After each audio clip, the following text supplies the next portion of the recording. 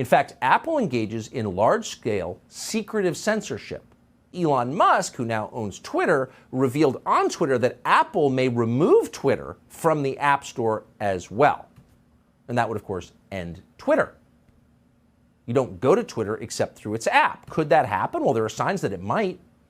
The executive who runs Apple's App Store, a man called Phil Schiller, just deleted his Twitter account. Well, that's weird.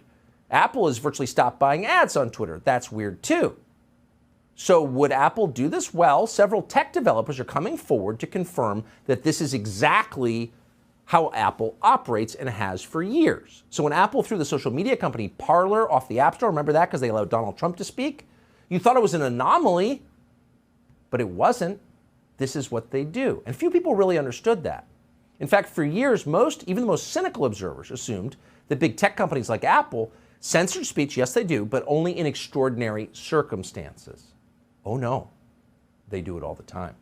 In fact, Apple engages in large-scale secretive censorship. And always and everywhere, Apple helps the Chinese government.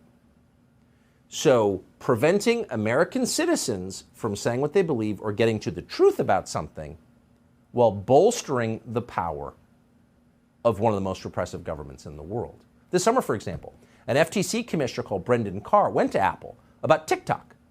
TikTok was and is on the App Store. No threat of TikTok being kicked off. And the FTC commissioner told Apple that TikTok was likely harvesting private user data from hundreds of millions of Americans and sending those data back to China. Now, Apple must have known that what Carr was telling them was likely true, but Apple ignored him anyway and did nothing.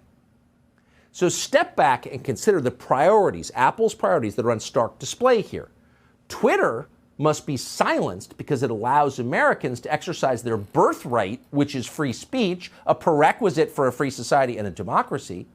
But TikTok must be protected because the Chinese government uses TikTok as a tool of espionage.